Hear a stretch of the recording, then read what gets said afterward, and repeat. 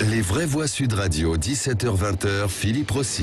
Les vraies voix sur Sud Radio, 18h31. Bienvenue à vous si vous nous rejoignez, 0826 300 300 pour participer à ce débat face aux variants Omicron qui gagnent du terrain à vitesse grand V. Les pays européens ont pris des mesures de restrictions supplémentaires. Les Pays-Bas, par exemple, sont confinés durant toutes les fêtes. L'Allemagne ou encore le Danemark, l'Irlande également ont instauré un couvre-feu ou fermé des établissements, tests et télétravail obligatoires. La France, quant à elle, a décidé de tout miser sur le vaccin. Mais ce matin, le porte-parole du gouvernement a changé de discours. Écoutez Gabriel Attal. On a annoncé des mesures sur le 31 décembre. Si on constate qu'il y a une reprise très forte de l'épidémie liée au variant Omicron et un risque, évidemment qu'on pourra aller au-delà. S'il risque, on pourra aller au-delà face au variant Omicron. Faut-il plus de restrictions en France? Le 0826 300 300, appelez-nous, on va vous écouter dans un instant. Et puis, vous votez sur les réseaux sociaux, Twitter, YouTube. C'est le deuxième débat des vraies voix. Sud Radio, les vraies voix. Le débat est ouvert.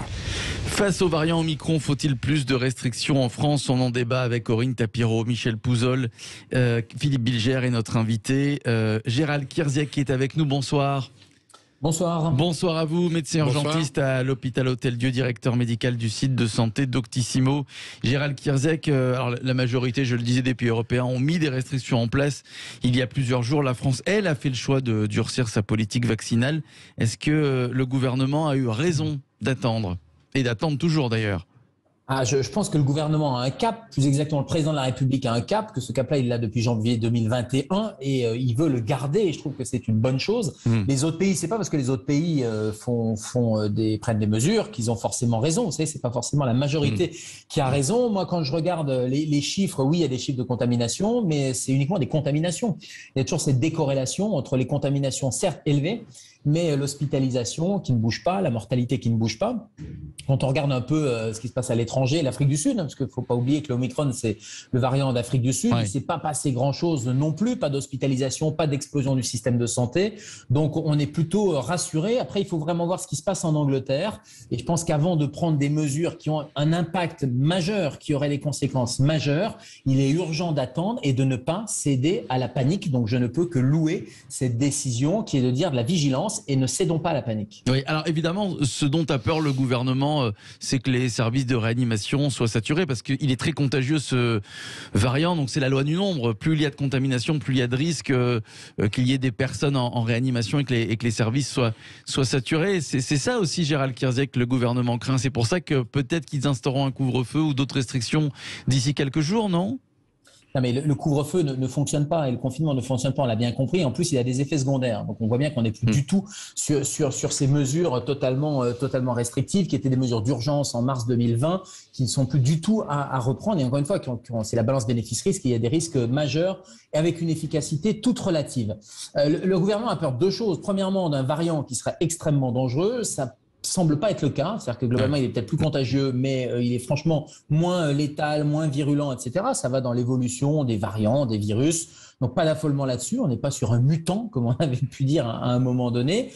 Juste au passage, regardez, on parle déjà de 6e vague, vous l'avez vu la 5e vague? Moi je l'ai pas vu passer, elle était fulgurante et plutôt vaguelette. La deuxième chose dont le gouvernement a peur, c'est les raisons structurelles, c'est l'hôpital qui risque de ne pas tenir, mais il risque de ne pas tenir comme il ne tient pas toutes les années depuis, j'allais dire 10 ans. Reprenez les coupures de presse, regardez la presse quotidienne régionale. Toutes les années, l'hôpital explose, le service d'urgence ne peut plus accueillir les malades sont sur des brancards. C'est-à-dire que la perte de chance, elle est là depuis des années sans que ça soit visible. Donc finalement, c'était accepté par tout le monde. Il n'y a que nous, urgentistes, qui chaque année disions, mais attendez, il y a des problèmes de lits, on manque de places de réa. Donc c'était invisible, donc accepté. Maintenant, c'est devenu visible, donc inacceptable. Et donc, que fait le gouvernement? Parce qu'ils ont bien vu qu'il n'y avait plus d'infirmiers, il n'y a plus de lits, que globalement, l'hôpital risquait de craquer. Ils se sont dit, on va mettre ça sur le dos du variant, comme ça va éviter de nous rejeter la responsabilité. Puis là, on la rejette en plus sur les non-vaccinés.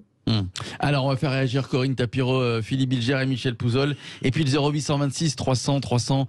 Évidemment, vous nous appelez pour réagir. On sera avec Bertrand qui nous appelle de Dordogne. Dans quelques instants, Philippe Bilger.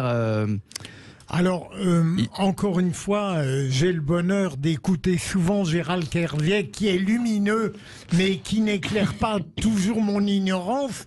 Gérald, est-ce qu'il n'y a pas eu un grand moment, pour ceux qui ne sont pas véritablement des spécialistes, lorsqu'on a compris qu'être vacciné n'interdisait pas d'être contagieux. Est-ce que ça ne représente pas un moment fort dans la réflexion collective ? Bien sûr, mais rappelez-vous, le Premier ministre lui-même, il s'en est excusé après, mais avait dit, vous avez 2 doses, vous croisez quelqu'un, vous ne risquerez rien. Le nombre de médecins qui vous disent de manière péremptoire aujourd'hui des certitudes disaient, le vaccin va vous protéger, vous ne serez pas contaminé. Moi, il se trouve que dès l'été, quand j'ai critiqué l'instauration du pass sanitaire, j'ai dit, attention, c'est un risque d'être contre-productif, ça va favoriser les recontaminations, parce que les gens vont penser que c'est un totem d'immunité. J'avais repris cette expression-là, je l'avais écrite dans le Figaro, et ce n'est pas un totem d'immunité. Ils vont relâcher les gestes barrières et ça va faire redémarrer l'épidémie. C'est exactement ce qui s'est passé. On sait tous, quand on fait de la médecine clinique de bon sens, que ce vaccin, quand on regardait les études, n'était pas stérilisant, comme on dit. Donc ce vaccin, il n'empêche pas de contaminer et de transmettre. C'est pour ça que c'est stupide de vacciner les gamins. Parce que les gamins, il vaut mieux se laisser contaminer entre eux. Et là, ils font des formes d'infection avec une immunité naturelle et avec quasi 0 risque de forme grave. Et là, on a une vraie barrière qui est une barrière au bénéfice de tout le monde, de toute la population. Sinon, on va courir après, on va vacciner en permanence. Vous voyez bien, on commence à nous annoncer. Ah bah oui, on parle déjà de 4e dose. Ouais, bah oui. Michel Pouzol. Ouais, moi, je ne sais pas s'il faut aller plus loin ou pas. J'ai du mal à voir la dangerosité de ce nouveau variant, mais je comprends l'inquiétude que peut avoir le gouvernement en ce moment là-dessus. On le voit bien dans la vie quotidienne. Les gestes barrières se sont je dirais, ont été très on est moins vigilants. Bah oui, très moins, sûr. On voit une vigilance bien moindre et chaque jour un peu moins forte. Et bien entendu, les retrouvailles amicales ou familiales et les fêtes de fin d'année ne sont pas... enfin, je veux dire, la principale préoccupation ne sera pas de maintenir les gestes de vigilance ou de distanciation, forcément, parce que c'est la communauté qui est au cœur. Donc, je comprends qu'il y ait cette angoisse-là, qu'on soit aussi angoissé par rapport au potentiel de cette variante. On va voir, aux États-Unis, apparemment, il est devenu majoritaire. On voit ce qui se passe en Grande-Bretagne. On va voir ce qui va se passer... voilà. La crainte de tous ceux que j'ai entendu parler, c'est pas aujourd'hui. C'est le 15 janvier. Ouais. Donc c'est après les fêtes. Comment on prépare ce 15 janvier-là ? Et donc on est encore une fois dans l'inconnu. Corinne. Écoutez, moi je suis contente d'entendre un médecin qui parle un autre discours, parce que je vais vous dire que outre la crise du Covid qu'on subit, il y a beaucoup d'alarmistes en ce moment. Bientôt, depuis 2 ans, on n'entend que des gens qui nous alarment. Il suffit d'écouter n'importe quel journal, ou télévisé ou radio, pour entendre des choses cataclysmiques. Mais il est vrai que toutes les petites phrases du gouvernement entretiennent aussi ces scénarios catastrophes, puisque quand Gabriel Attal dit nous pourrions durcir, ça veut dire qu'ils sont déjà en train de réfléchir à durcir. Ça veut dire qu'ils ont déjà pris une semaine de retard parce qu'ils voulaient durcir avant les vacances scolaires, mais politiquement ça passait pas trop bien et qu'il fallait que les gens puissent quand même partir. Mais bon, là on a vu à Paris, on annule le feu d'artifice et le rassemblement, ce qui est pas plus mal, mais il va y avoir un certain nombre de choses. Moi je crains qu'on ait une rentrée où on va refermer des salles de sport, des restaurants peut-être, des commerces. On a la 3e dose, la 4e, la 5e, ça va aller jusqu'où et jusqu'à quel point notre organisme est en capacité de supporter des rappels incessants. Alors Gérald Kierzek, effectivement, ce n'est pas la solution, ce tout vaccinal. Voilà. Comme disait Philippe Bilger, le moment où on s'est trompé, c'est quand on a dit le vaccin, on est sauvé.